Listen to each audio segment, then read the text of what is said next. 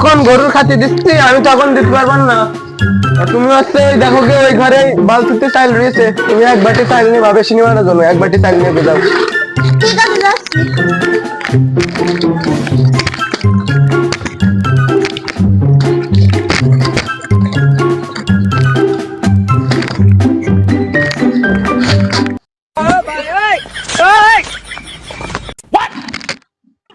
A few moments later.